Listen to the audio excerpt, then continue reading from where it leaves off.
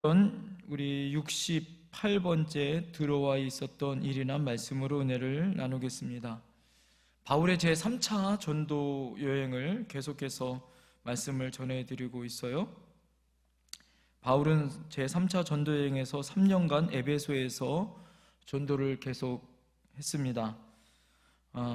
그 중에 석 달 동안은 강단에서 하나님 나라에 대해서 강론했고, 두란노 서원에서 제자들에게 집중적으로 2년 동안 가르쳤죠. 이때 가르쳤던 제자들이 흩어져 전도하고 교회를 세웠습니다. 그로부터 그 에베소 지역뿐만 아니라 여러 곳에서 핍박이 시작되어지고, 이제 오늘 본문에 나와 있는 이 바울이 에베소에서 드로아로 오기까지 10개월간의 여정을 기록하고 있습니다. 에베소에서 마게도냐로 옮겨갔죠. 마게도냐는 우리가 잘 알듯이 2차 전도여행 가운데 한밤중에 환상 중에 마게도냐 사람이 건너와서 우리를 도우라라는 요청으로 아시아로 걸어갈 걸음을 유럽으로 옮겨지는 놀라운 계기가 되어졌죠. 그래서 유럽 최초의 선교지가 세워졌고, 그것이 바로 최초의 장소인 빌립보 교회를 개척하는 일이 생기게 되어졌습니다.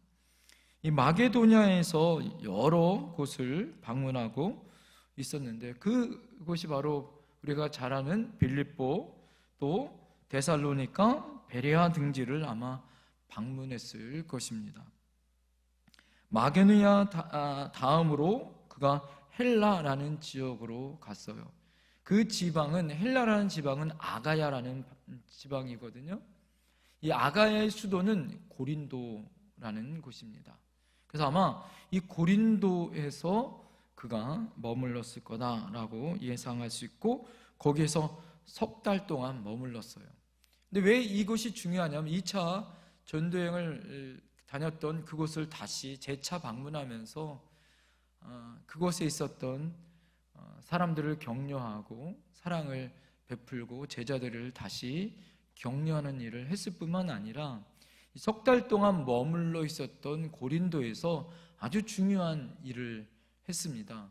그것이 무엇이냐면 바로 이 고린도 석 달 동안 우리가 잘 알고 있는 로마서를 바울이 썼다라는 거예요. 로마서는 우리가 잘 알듯이 그가 직접 쓰지를 못했어요. 그가 말을 하면 더디오라는 사람이 대서를 해서 바울이 말하면 그것을 이렇게 더디오가 받아서 썼고요. 그것을 이 로마에 있었던 이 교인들을 향하여서, 갱그리아 교회에 있었던 베베라는 여집사가 있었죠. 고린도 교회에 있었던 갱그리아 교회에 있었던 베베라는 여집사가 그것을 가지고 로마에 있는 성도들에게 나중에 전달해 줍니다. 그것이 우리가 지금 알고 있는 로마서예요. 그러니까 바울이 얼마나 열심히 전도를 하고 다녔을 뿐만 아니라, 또 그가 사랑하는 제자들에게 가르치고, 그뿐만 아니라 성경을 기록하고 서신을 통하여서 그들에게 하나님의 말씀을 전하는 사역들을 얼마나 열심히 했는지를 우리가 알 수가 있겠죠. 오늘 본문에 10개월간의 이 바울의 여행과 그 여행의 목적이 무엇인지에 대해서 우리가 좀 살펴봐야겠어요. 그것은 두 가지의 목적이 있었습니다. 하나는 성경에 나와 있고, 하나는 성서학자들이 말하는 이 두 가지의 목적이 있었습니다. 첫 번째 목적은 제자들을 권면하기 위해서 그가 그렇게 10개월 동안 그 지역에서 머물러 있었다라고 말할 수 있어요. 오늘 2절에 보면 여러 말로 제자들에게 권면하고 권하고 이렇게 말합니다. 여러 말로, 여러 가지 말로 우리 성도들을, 그 제자들을 격려했고, 또 그 제자들을 위로했다라는 거예요. 바울이 자기가 전도했었던, 그래서 예수를 믿고 구원시켰었던 제자들에게 다시 찾아가서 그들을 위로하고 격려하는 일을 했다라는 거예요. 여러분, 지금도 우리가 전도하는 것 중요하죠. 전도하는 것 중요할 뿐만 아니라 씨를 뿌리는 것 중요합니다. 그것도 중요하지만 또 하나 중요한 게 있죠. 그것이 자라고 열매 맺을 때까지 잘 양육하는 것 또한 중요합니다. 여러분, 우리가 예수 믿게 하는 것조차 쉽지 않죠. 솔직히 복음을 전하는 것, 씨를 뿌리는 것 쉽지 않습니다. 또 여러 가지 우리 사회적 분위기를 보면 그 당시에 예수님을 믿고 그 말씀이 잘 정착하고 믿음 생활을 할 수 있는 사회적 분위기가 절대 아니었죠. 여러 가지 분위기를 보면 참 어렵고 힘들었을 분위기였습니다. 바울이 복음을 전했을 당시를 여러분 생각해 보면 유대인들에게도 이방인들에게도 계속해서 예수님을 믿으면 박해가 계속 찾아왔었죠. 그 당시의 지역은요, 바울이 전도했었던 그 지역들은 다 우상을 섬기고 있었던 도시 지역이었고, 당시에 바알과 아사라를 믿고 있었던 지역이었고, 우리가 잘 알듯이 에베소라는 지역은 아데미 신전, 그 로마 제국의 가장 큰 도시 네 도시 중에 하나인 가장 우상을 많이 섬겼었던 아데미 신전이 있는 지역이었기 때문에 굉장히 어려웠었던 지역이었고, 그 주변에 있었던 지역, 그리고 그가 다시 이 마게도니아로 올라가 있었던 그 지역 또한 그 영향권 안에 있었던 지역이었기 때문에 결코 쉽지 않은 지역이었어요. 그러니 단순하게 예수님을 받겠다라고 고백하고 세례를 받았다고 해서 그들이 온전하게 믿음 생활을 할 수 있다라는 것은 아니었겠죠.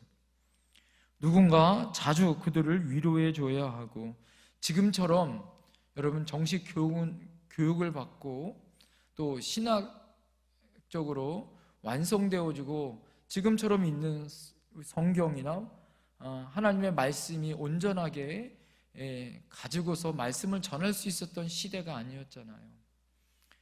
그렇기 때문에 그들이 하나님의 말씀을 지키고 또 하나님 말씀을 온전히 예수님의 제자로 산다는 것은 결코 쉽지 않았죠. 그뿐만 아니라 그들 지역에 여러분 예배의 장소가 정기적으로 모일 수 있는 예배의 장소가 있겠어요? 또 제대로 예수님 앞에 훈련받은 훌륭한 믿음의 제자들이 있었던 것도 아니고요. 단지 바울이 그 지역에서 어느 기간 동안에 복음을 전했고 그 복음을 믿었던 사람들이 겨우 그 믿음을 겨우 지킬 수밖에 없었던 그런 소수의 사람들이 아마 모였을 것이다 라는 거죠. 누군가 그들을 위로해 줘야 되고 그들을 격려해 줘야 되고 그들에게 다시 찾아가 믿음을 단단히 뿌리내릴 수 있도록 도와줘야 될 그런 사역자가 필요했죠. 특별히 그곳에서 교회를 개척했었던 이 개척자였었던 바울은 그 지역에 대한 애착과 그 성도들에 대한 이 마음이 얼마나 애틋하겠습니까? 그래서 바울이 할 수 있는 대로 어떻게요? 힘껏 복음을 전할 뿐만 아니라 반드시 자기가 할 수 있었던 것처럼 1차, 2차, 3차까지 그 지역을 다시 가서 그들에게 권면하고 그들이 다시 믿음이 흔들리지 않고 믿음 안에서 아름다운 열매가 맺을 수 있도록 잘 자랄 수 있도록 돕는 것 또한 굉장히 중요한 사역이었다라는 거예요.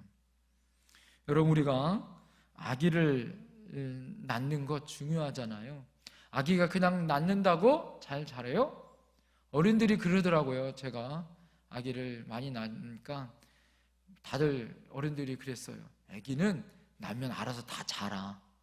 다 거짓말이에요. 아기들이 낳으면 알아서 잘 자랍니까? 절대 그렇지 않더라고요. 얼마나 돌볼 게 많고 얼마나 뭐예요? 신경 쓸 게 얼마나 많아요. 예? 그것이 요즘 그전에는 뭐 아기들을 뭐 얼마나 많이 낳았어요. 그런데 요즘은 어떻게 해요? 1명, 2명 막 낳잖아요. 그러니까 어떻게 해요? 신주 단지 귀하게 여기듯이 얼마나 귀히 여기고 사랑해주고 관심을 베풀고 얼마나 사랑을 많이 해줍니까? 자, 중요한 건 뭘까요? 낳는 것도 중요한데 뭘까요? 그 아이가 인간답게, 사람답게 올바로 잘 양육하고 자랄 수 있도록 옆에서 뭐 해야 돼요? 부모가 잘 뭐 해야 돼요? 옆에서 돌봐주는 것 또한 귀한 사역이다라는 거죠. 입히고 가르치고 수고해야 될 사역이 있다라는 거예요. 영적으로 우리가 한 영혼을 전도하는 것 또한 중요합니다. 예, 그것을 복음의 씨를 뿌리는 것 전도죠. 그리고 교회로 모시고 오는 거 인도라고 우리가 말할 수 있어요. 그 다음에 자라고 열매 맺을 때까지 우리가 잘 어떻게 해야 돼요? 옆에서 섬겨주는 거 굉장히 중요합니다. 제가 여러 교회를 가고 제가 전도 담당을 10년이 넘게 새가족 전도 담당을 10년이 넘게 큰 교회에서 담당을 할 때 보니까 제일 제가 새가족 담당하면서 어려운 분들이 있어요. 어떤 분이냐면 전도는 무진장 많이 해요.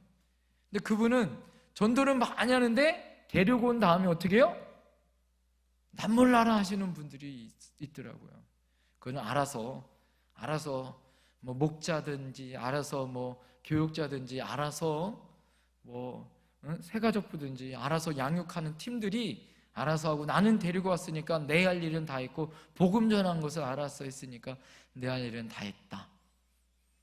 어떤 집사님은요 이런 분도 있어요. 내 사역은 복음 전하는 거다. 그리고 뭐라고 얘기하시냐면 그분은 너무하신 분이었어요. 아무 길거리에서 복음 전하고 그분은 뭐라고 얘기하냐면 가까운 교회 나가세요 이런다는 거예요. 내가 할 일은 뭐예요? 복음의 씨를 뿌리는 것. 그거 중요하죠. 자, 그것도 중요하지만 할 수만 있으면 어떻게 해야 돼요? 우리 교회에 모시고 와서 내가 어떻게 해야 돼요? 잘 양육하고 섬길 수 있도록 돕는 거 귀해요, 안 귀해요? 귀합니다. 할렐루야! 이것이 얼마나 귀한지 몰라요. 오늘 바울이 했었던 그 사역들을 여러분 오늘 잘 봐야 돼요. 바울이 1차, 2차, 3차 그가 전도하는 지역 가운데 갈 때마다 그가 다시 돌아가 그 지역에 갔어요. 자, 여러분 1차 전도했던 곳을 2차로 다시 갔잖아요. 근데 여러분 3차로 여러분 전도 지역했던 곳을 잘 생각해 보세요. 에베소까지 갔다가 여러분 이 바울이 마게도냐로 갔었던 것은 바울이 생각한 것이 아니라 하나님의 은혜로 아시아로 갈 것을 하나님이 마게도냐로 꺾어서 보냈잖아요. 그죠? 그랬으니까 그것을 재차 가는 것은 바울의 사명인 거예요. 할렐루야! 그렇잖아요. 하나님이 마게도냐로 가게 하신 것은 하나님의 뜻이지만 마게도냐에 있는 빌립보, 데살로니가 이 베레아에 있는 지역에 있었던 성도들을 다시 가서 그들에게 복음을 다시 양육하고 선교해야 될 그 뜨거운 사명은 바울에게 있기에 다시 그 지역으로 간 거예요. 그 지역이 어떤 지역이었어요?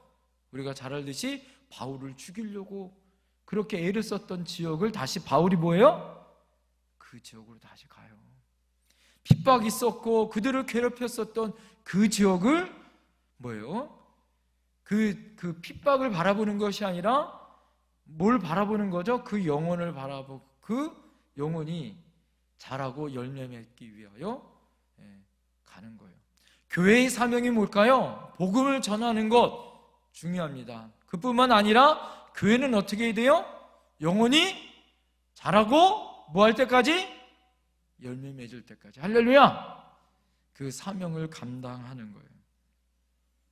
두 번째 목적은 예루살렘 교회의 가난한 성도들을 위해서 뭐예요? 연보, 헌금으로 모금하기 위하여 그 지역을 방문한 목적이 있습니다. 4절에 등장하는 베레아 사람, 거기에 보면 여러 사람들의 이름이 나오죠. 소바더, 또 데살로니가 사람 아리스디오, 그 다음에 세군도, 더베 사람 가이오, 디모데, 아시아 사람 두기고, 두로비모. 이 사람들은 그 지역과 또 그 지역에 대표되는 사람들을 말하고 있는 거예요. 그 지역에 있는 모든 사람들에게 뭐예요? 모교회 같은 예루살렘 교회가 뭐예요? 핍박 때문에 힘들고 어려워서 그 지역을 돕기 위하여 뭐예요? 그 지역을 방문하는 사역을 감당했더라라는 거예요. 바울은 빌립보에서 배를 타고 닷새 만에 드디어 드로아에 도착합니다. 자, 드로아에 있었던 일이 있는데요. 잘 들어보세요. 7절과 8절 말씀 다 같이 한번 읽어볼까요? 7절과 8절 한번 읽어봅니다. 시작. 그 주간의 첫날에 우리가 떡을 떼려 하며 모였더니 바울이 이튿날 떠나고자 하여 그들에게 강론할세 말을 밤중까지 계속하며 우리가 모인 윗다락에 등불을 많이 켰는데, 이렇게 이야기합니다. 거기 보면 그 주간 후 첫날, 그 주간 후 첫날, 이 말을 개역 성경에 뭐라고 이야기하면 안식 후 첫날 이렇게 얘기해요. 안식 후 첫날에 그들이 모였다라는 거예요. 모여서 하나님 앞에 떡을 떼고 하나님 말씀을 들었다. 다시 말해서 예배로 모였다라는 거예요. 그러니까 바울 당시부터 교회는 언제 모였죠? 구약시대의 이스라엘 백성은 안식일 날 모였어요. 그죠? 그러나 안식 후 첫날, 오늘 그 주간 후 첫날, 지금의 말한 뭐예요? 일주일의 시작, 주일날 모였다라는 거예요. 그러니까 이 초대교회에 예배 공동체로 모여서 떡을 떼며 성찬식을 하고 하나님의 말씀을 드리는 예배는 지금 사도행전의 모임을 보면 언제 모이기 시작했어요? 벌써 이때부터 주일날 모이는 예배 모임이 시작했다라는 거예요. 할렐루야. 이 모임이 굉장히 중요한 거예요. 여러분, 우리가 안식일 교회 성도들 보면 뭐라고 얘기해요? 왜 구약 말씀 토요일 날이 안식일인데 왜 주일날 모이냐? 이렇게 얘기하잖아요. 성경을 제대로 모르는 거예요. 초대교회의 시작, 교회의 시작이었었던 예루살렘 교회와 이 초대교회의 시작의 모임은 언제 모였어요? 오늘 말씀 보니까 정확하게 그 주간 후 첫날, 이 말은 개역 성경에는 안식 후 첫날, 바로 주일날 모였다라는 거예요. 지금의 우리가 말하는 주일날 모여서 그들이 떡을 떼며 하나님 말씀을 강론하는 예배를 드리기 시작했다라는 거예요. 그들이 회당에 모여서 유대인들이 그렇게 시작했습니다. 그런데 왜 이 날을 모였느냐? 우리가 잘 알듯이 주일날은 어떤 날이에요? 그리스도께서, 예수님께서 뭐 하신 날? 부활하신 날. 또 성령의 강림이 역사하신 날이 바로 이 주일이에요. 여러분, 예수님 부활하신 날, 성령의 강림이 있었던 날, 굉장히 중요한 날, 그날이 바로 예수 그리스도와 성령의 놀라우신 하나님의 역사하심이 임했었던 바로 주일을 지키는 이 날로 초대교회에서부터 그날을 지키기 시작했다라는 거예요. 그리스도의 부활을 통하여 죄의 세력과 어둠의 권세, 사망의 권세를 무찌르고 참된 안식과 새로운 소망과 은혜를 갖고 한 날, 한 주를 시작하는 주일로 지켰다라는 거예요. 사도시대부터 안식일이 아니라 주일을 지키는 규칙적인 예배를 드리는 그런 독립적인 예배일로 시작되어졌다라는 걸로 아주 중요한 의미가 있다라는 거죠. 오늘 여러분, 우리도 마찬가지로 이렇게 정기적으로 독립적인 예배를 시작하는 놀라운 하나님의 역사가 있었다라는 것을 여러분 꼭 기억하셔야 됩니다. 할렐루야. 그래서 주일은 지켜도 되고 안 지켜도 되는 날이 아니라 꼭 뭐하다? 지켜야 되는 날이다라는 것을 여러분 잊으면 안 돼요. 또 하나 볼 수 있는 것은 7절입니다. 7절에 예배에 대해서 두 가지 아주 중요한 형식이 나오는데, 하나는 떡을 뗀다, 하나는 하나님의 말씀을 강론했다라는 두 가지의 예배 형식이 나와요. 떡을 뗀다라는 것은 우리가 말하는 성찬을 말하는 거예요. 성찬의 의미는 무엇이냐?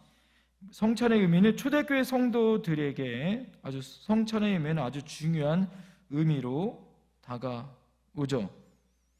왜 그렇습니까? 초대교회에서 성도들이 함께 모여 서로 음식을 함께 나눈다라는 애찬의 의미도 있고, 우리가 그리스도의 한 공동체 됨을, 그들이 예수님의 살과 의미하는 떡과 예수님의 피를 의미하는 포도주를 먹는 것. 이 당시에 성찬은요, 우리가 말하는 지금처럼 작은 떡과 포도주를 나누는 어떤 기념적인 의미가 아니라, 이 당시에 뭐였죠? 진짜 음식을, 떡을 나누는 것은 진짜 우리가 말하는 밥을 먹는 거예요. 포도주는 진짜 음식을 나누는 그런 애찬의 의미가 있었습니다. 당시에 고린도전서 11장 21절부터 22절엔 초대교회 그 당시에는요, 이 문제가 있었습니다. 왜 문제가 있었냐면, 먼저 성도들이 와서 애찬을 먼저 나누고 그 다음에 말씀을 나눴는데, 먼저 온 성도들이 있고 나중 온 성도들이 있었는데, 먼저 와서 음식을 다 먹는 거예요.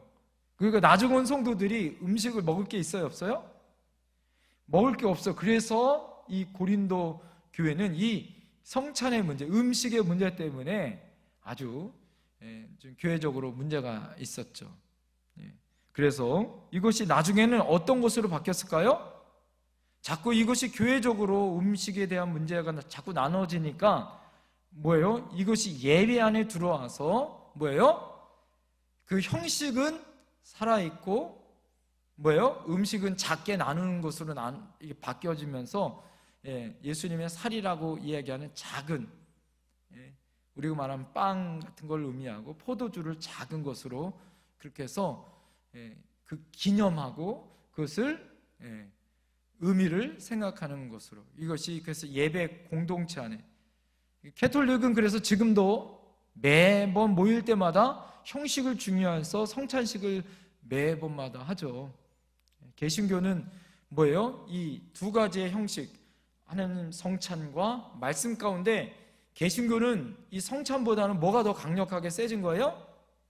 하나님의 말씀에 대한 것을 더 강력하게 세지는, 이 말씀 예전에 대한 것들을 강력하게 여깁니다. 그렇다고 해서 이 성찬 예식을 우리가 치부하거나 낮게 여겨서는 안 돼요. 그래서 우리 교회도 할 수만 있으면 성찬식을 하려고 노력을 하죠. 그래서 그 성찬의 의미가 굉장히 중요한 의미다. 그래서 초대교회는 모일 때마다 이 성찬식을 했어요. 그래서 예수님의 살과 예수님의 피에 대한 의미로 우리가 한 공동체로. 왜 그랬을까요? 이 당시에는 핍박과 고난과 어려움이 많았어요. 그리고 함께 모인다는 것 자체가 굉장히 끈끈한 공동체의 의미가 있었어요. 왜 그랬냐면 예수님 핍박이 그냥 있지 않았습니다. 수백 년 동안, 거의 300년 동안 이 예수님의 이 보혈의 은혜를 가지고 세례받은 사람들이 몰래 그 공동체의 의미로 모여서 이 성찬식을 나눴어요. 그러니까 세례를 받아야지만 성찬을 나눌 수 있었던 자격이 있었어요. 그래서 세례의 의미는 그냥 의미가 아니라 내 생명을 저 사람에게 담보할 수 있으면 세례를 줬어요. 그러니까 그 당시에 초대교회에서부터 300년까지의 세례는 그냥 의미가 아니에요. 목숨을 담보하는 사람만 세례를 줬단 말이에요. 그리고 그 사람들만 성찬을 나눴어요. 그래서 함께 모여서 성찬을 나눴어요. 그래서 그 당시에 로마 시대에 이 예수 믿는 사람들의 별명이 하나가 있는데, 사람들의 살과 피를 먹는 사람들. 이 당시, 그러면 예수님의 살과 피를 이 빵과 포도주로 함께 그 공동체의 의미를 나눴기 때문에 그렇게 그 당시에는 별명을 줬다라는 거예요. 그러니까 여러분, 이 성찬의 의미라는 것이 굉장히 중요한 의미였다라는 걸 말씀해 주죠. 자, 또 하나는요, 오늘 우리가 알 수 있는 것은 그 모임 장소가 개인적인 다락방이었다라는 거예요. 그 당시에 어떤 좋은 장소도 없었었고, 좋은 사람들이 다 모일 수 있었던 그런 장소가 있지 않았습니다. 누군가 희생하여 모일 수 있는 다락방에 모여서 그들이 그렇게 함께 교제하고 나누고 함께 성찬과 말씀을 나누는 시간을 가졌더라라는 거죠. 여러분, 그렇지만 그들이 어떻게 해서든지 뭐 했다라는 거죠? 장소가 중요한 게 아니라 어디서든지 뭐 했다는 거예요?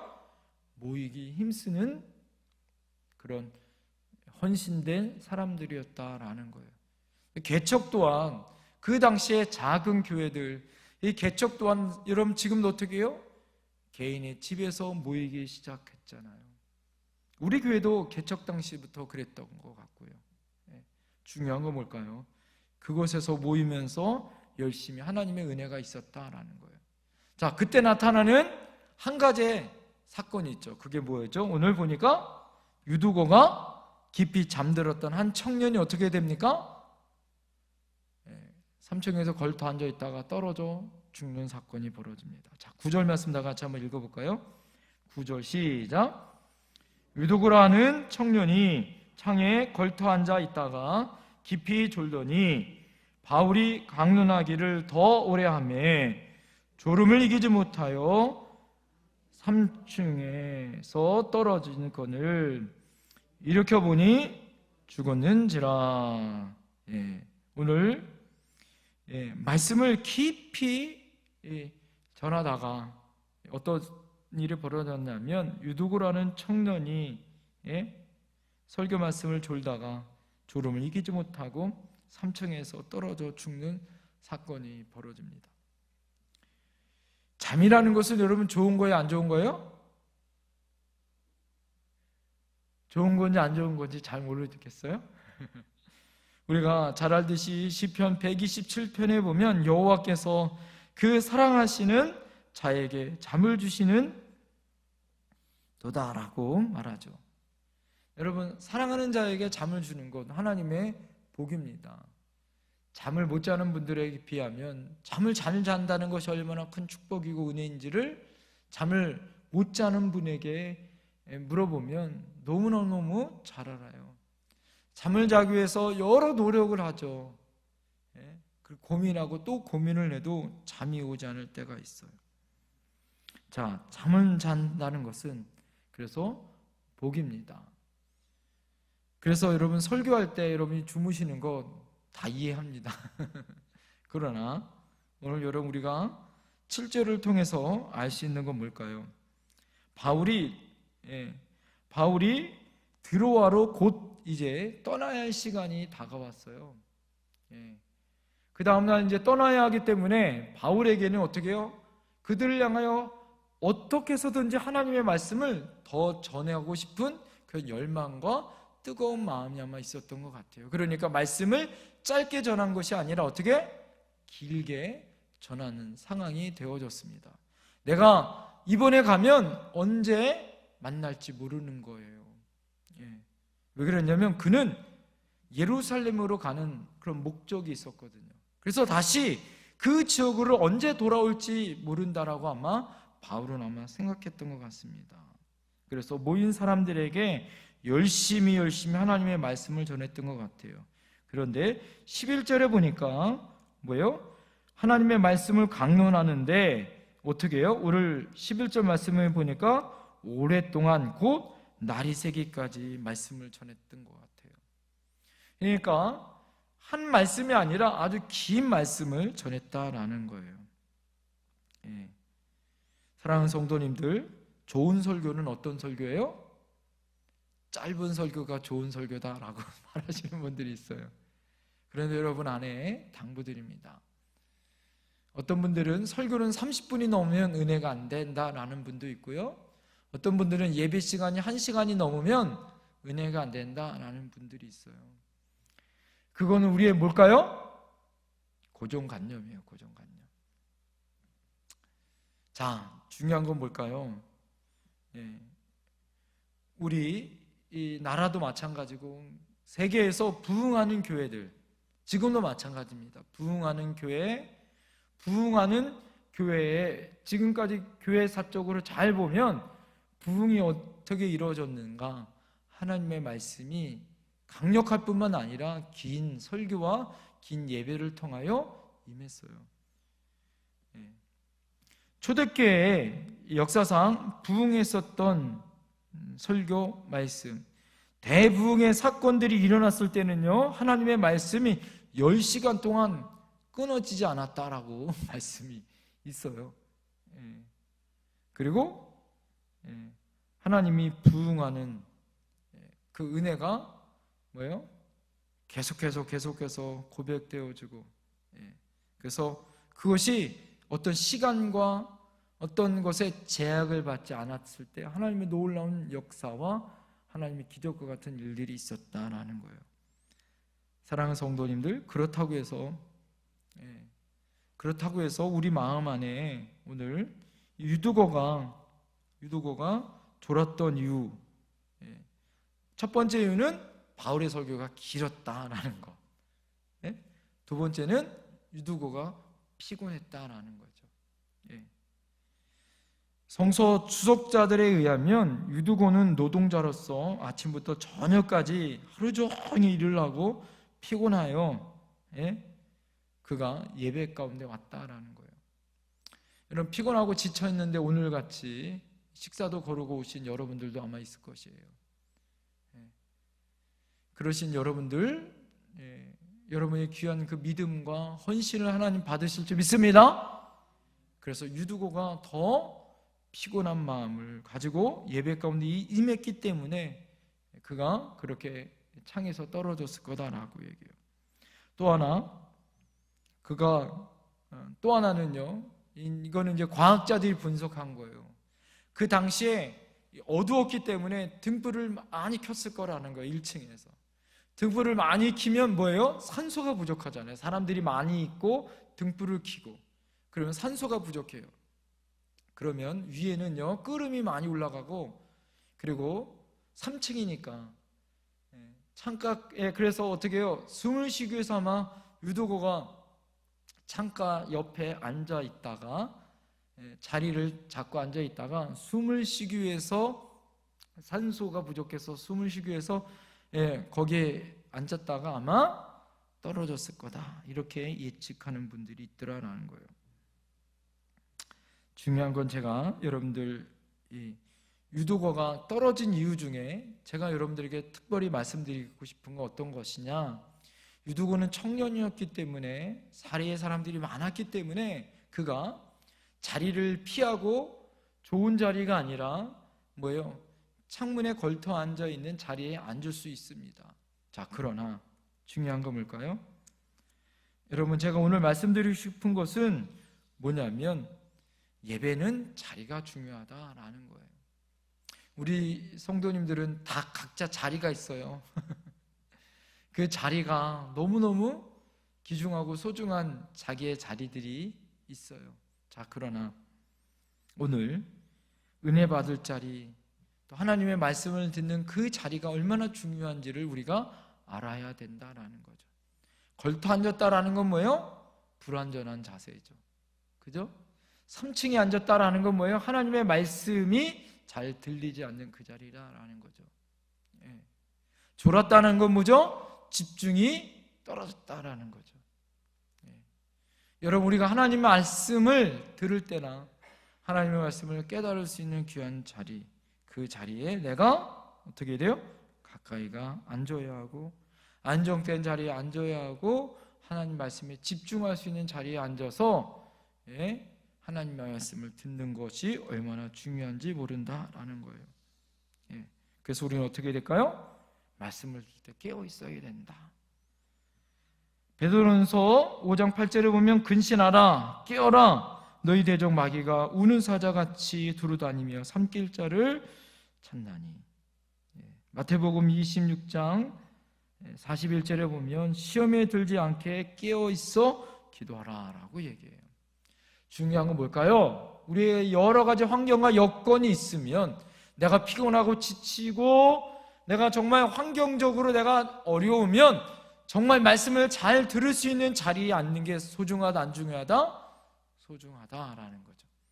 그것이 우리에게 주는 깨달음이에요. 유두고가 거기 앉아서 떨어졌다고 해서 이것은 나쁘다, 옳다, 그것을 사도행전에서 말하고 있지는 않아요. 예? 여기서 말하고 있는 건 뭘까요? 유두고가 있는 그 자리가 어떤 자리인가를 우리가 알아야 한다라는 것이 오늘 우리가 알아야 될 깨달음이다라는 거예요. 사랑하는 성도님들, 우리는 말씀을 들을 때 정말 하나님 말씀을 잘 들을 수 있는 귀한 자리, 할렐루야! 그리고 깨어서 말씀을 잘 들을 수 있는 은혜가 필요하다라는 거예요. 마지막 세 번째, 우리가 정말 오늘 이 바울이 어떠했는가를 오늘 이 말씀을 드리고 말씀 마치겠습니다. 여러분 10절부터 12절 말씀 다 같이 한번 읽어볼게요. 시작. 바울이 내려가서 그 위에 엎드려 그 몸을 안고 말하되 떨지 말라, 생명이 그에게 있다 하고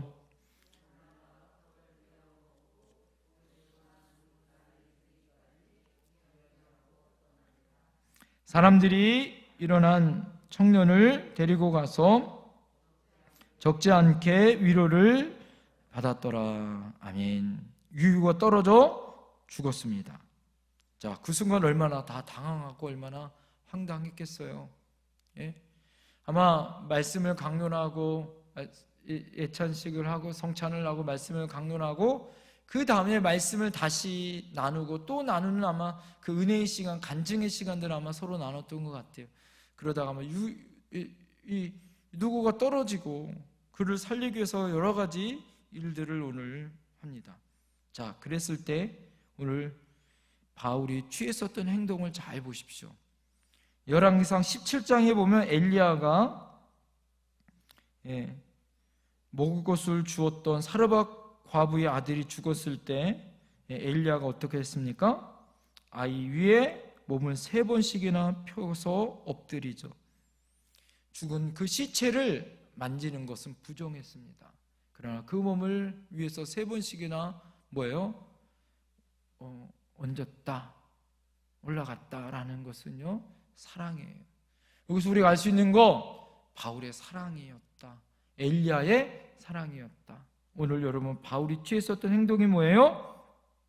바울이 유두고가 죽자 위에 그 엎드려서 그 시체를 안습니다. 사랑으로 품어 안아요. 청년 그 유두고가 죽었을 때 그를 안는다라는 거예요. 바울과 엘리야 두 사람은 사랑이 있었다라는 거죠. 말씀을 듣다가 떨어진 이 유두고를 부모의 마음, 그 사랑의 마음으로 끌어안습니다. 이것이 바로 이 바울의 마음이었다라는 것을 우리는 오늘 발견합니다. 죽은 모습을 바라보면서 부둥켜 안고 고통과 역경 가운데 다시 살기를 바라고 있는 이 바울의 사랑의 마음이 묻어져 나와요. 또 하나, 바울의 믿음을 볼 수 있어요. 유두고를 살린 것은 끌어안는 바울의 사랑뿐만 아니라 오늘 뭐라고 얘기합니까? 떠들지 말라, 생명이 저에게 있다라고 얘기해요. 떠들지 말라는 거예요. 사람들이 얼마나 난리가 났겠어요. 생각을 해보세요. 하나님 말씀 전하고 있는데 떨어져 죽었어. 이거는 예수님이 말씀 전하고 있는데 지붕을 뚫고 중풍병자 4명이 중풍병자 친구가 1명 침상을 내리는 것보다 더 큰 사건 아니에요, 그죠? 3층에서 떨어져 죽었잖아요. 중풍병자는 살았으니까 떨어져 죽었잖아요. 그리고 그것을 지켜보고 있었던 사람들이 생각을 해보세요. 지금 말씀 제가 전하고 있는데 2층에서 어떤 아이가 떨어졌어. 근데 우리 성도예요. 그러면 여러분 얼마나 난리가 났겠어요? 예배가 되겠습니까? 얼마나 난리가 났고 소리를 지르고 사람들이 의원을 불러라 막 그러겠어요. 그런데 오늘 바울이 뭐라고 얘기해? 떠들지 말라라는 거예요. 아직 생명이 여기에 있다라고 얘기해요. 이게 뭐예요? 바울의 믿음이었다라는 거예요. 사랑하는 성도님도 오늘 바울이 오늘 이 사도행전을 누가 썼어요? 사도행전을 누가 썼어요? 누가가 썼잖아요. 누가의 직업이 뭐예요? 의사예요. 누가가 이 사도행전을 썼다는 것은 뭐예요? 의사인 누가가 유두고가 죽었다는 것을 진단한 거예요? 아닌 거예요? 진단하에 죽었다는 것을 안 거죠. 보니까 죽었어요. 그런데 바울이 떠들지 말라, 생명이 있다라고 말했던 건 뭐예요? 믿음으로 선포한 거다라는 거예요. 여러분 생각을 해보세요. 성령의 능력이 있어 유도거가 다시 살아날 것을 믿고 지금 바울이 선포한 거, 성령께서 지금 우리 가운데 역사할 것을 믿고 선포하는 바울의 그 믿음을 잘 보시라 이거죠. 여러분 우리는 이 바울의 엄청난 믿음 앞에 그가 얼마나 그 영혼을 사랑하고 이 영혼을 살려야 된 하나님의 사명을 가지고 접근했는가를 볼 수 있습니다. 사랑하는 성도님들, 무엇이 필요할까요? 바울에게 필요한 것은 그거였어요. 복음을 전하는 열정, 다시 그 지역으로 돌아가는 그 영혼을 사랑하는 그 열정, 그 영혼에게 그리스도의 복음을 전하고 말씀을 전하다가 떨어져 죽은 그 영혼들을 향해 살려서 사랑으로 품고 다시 그 영혼을 살리려고 했었던 믿음의 고백, 이것이 우리가 취해야 될 바울의 믿음의 고백이고 우리의 믿음의 태도다라는 거예요. 사랑하는 성도님들, 우리에게 무엇이 필요할까요? 이 시대를 살아가는 이 성도들을, 우리 성도들, 또 우리의 믿음을 우리가 돌아보길 원합니다. 오늘 바울처럼 사랑하는 성도님들 앞에서 다시 한번 우리가 어떤 믿음의 모습을 가져야 할까요? 하나님이 우리에게 알려주셨던 모일 때마다 떡을 나누고 하나님 말씀을 강론하는 교회, 또 그쵸? 하나님 말씀을 듣다가 어떠한 사건과 어떠한 일이 있어도 사랑과 믿음을 가지고 다시 살리고 다시 일으키고 회복하는 교회, 할렐루야! 그리고 그런 믿음을 가진 바울과 같은 사람들이 일어나야 할 줄 믿습니다. 그럴 때 교회가 부흥하는 거예요. 복음을 전할 뿐만 아니라 그 영혼을 살리고 그 영혼에게 찾아가 그리스도의 복음을 다시 전하는, 사랑하는 성도님들, 하나님은 지금도, 여러분 어떤 일이 있을까요? 지금도 이렇게 들어와 있었던 이 일들이 지금도 우리에게 나타날 줄 믿습니다. 기적과 역사가 나타나는 교회가 될 줄 믿습니다. 말씀의 뜨거운 부흥이 있는 역사가 나타날 줄 믿습니다. 모이면 하나님의 말씀을 나누고 성찬할 때마다 성령의 역사가 나타나고, 할렐루야! 우리가 한 공동체로서 뜨거운 사랑의 고백 가운데 있는 그런 교회가 될 줄 믿습니다. 기도하겠습니다. 하나님 앞에 우리 기도하겠습니다. 하나님, 오늘 우리가 말씀을 들었습니다. 바울이 하나님의 말씀으로 두고아로 가서 그 하나님 앞에 다시 그 지역에 가서 하나님 말씀을 전했던 것처럼, 하나님, 우리에게 받은 사명이 있습니다. 복음을 전해야 될 사명뿐만 아니라 그 영혼이 잘 자라고 열매 맺을 때까지 양육하고 훈련하고 그 영혼을 향하여 하나님 말씀을 전하고, 또 그 영혼이 상처받고 그 어떠한 사건이 있을 때 사랑으로 품고 믿음으로 선포하고 다시 살리는 역사가 나타날 줄 믿습니다. 하나님, 우리에게 바울의 열정을 갖게 하여 주시옵소서. 그 사랑과 믿음을 갖게 하여 주시옵소서. 하나님, 우리 교회가 이런 믿음의 공동체가 되길 원합니다. 믿음의 교회가 되길 원합니다. 이런 바울과 같은 믿음의 사람들이 일어나길 원합니다. 이 시간 우리 주여 외치면서 하나님 앞에 그런 믿음의 사람들이 되기를 결단하며 기도하며 나갑니다. 주여